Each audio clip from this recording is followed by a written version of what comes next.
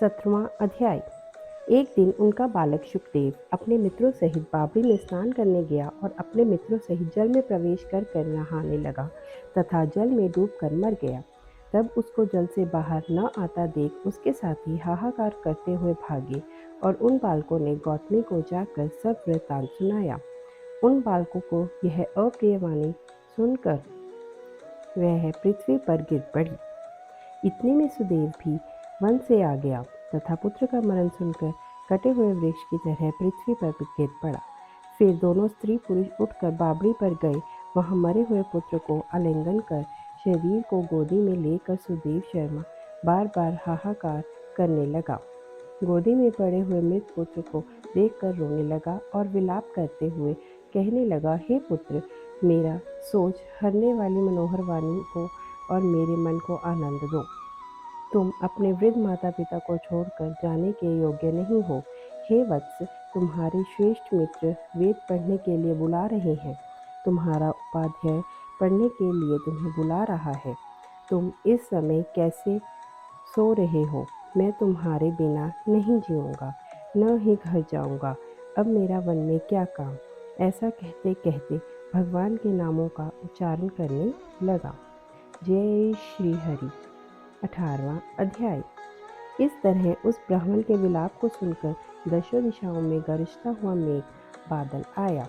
उस मेघ से पर्वतों को कंपायमान करता हुआ, तीक्ष्ण स्पर्श करता हुआ बड़े वेग से वायु चलने लगी और अत्यंत जोर से वहां बिजली चमकने लगी तथा मेघ शब्दों से चारों दिशाओं पूरित हो गई।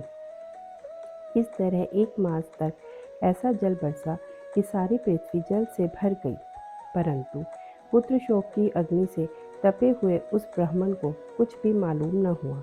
न उसने पानी पिया, न भोजन किया।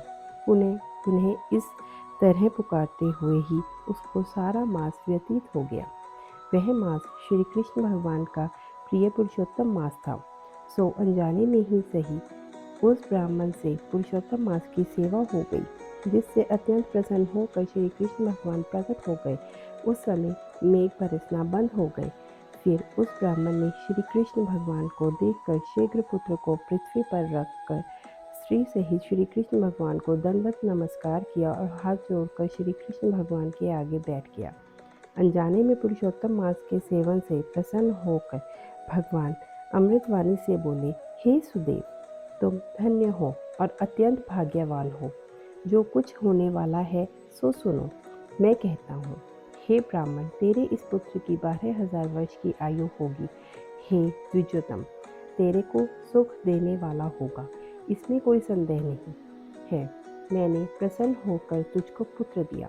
श्री नारायण कहने लगे, हे नारद, भगवान का इतना कहने पर वह ब्राह्मण पुत्र जीवित होकर उठ बैठा और ब्राह्मण तथा उसकी स्त्री दोनों ही पुत्र को देखकर बहुत खुश हुए और देवता भी पुष्पों की वर्षा करने लगे। शुकदेव ने उन दोनों माता पिता तथा श्री हरि को नमस्कार किया और गरुड़ भी पुत्र सहित ब्राह्मणों को देखकर अत्यंत प्रसन्न हुआ। तब ब्राह्मण आश्चर्य युक्त होकर श्री हरि को प्रणाम कर हाथ जोड़कर गदगद वाणी से संशय काटने के लिए अनंत सहित भगवान से पूछने लगा, भगवान, मेरे 4,000 वर्ष तक निरंतर महाकठिन तप करने पर आपने जो कठोर वचन हमसे कहे थे कि मेरे 7 जन्मों में भी पुत्र का सुख नहीं है, उस वाक्य के उल्लंघन हेतु तथा मरे हुए बालक को जीवित करने का कारण क्या है? जय श्री हरि।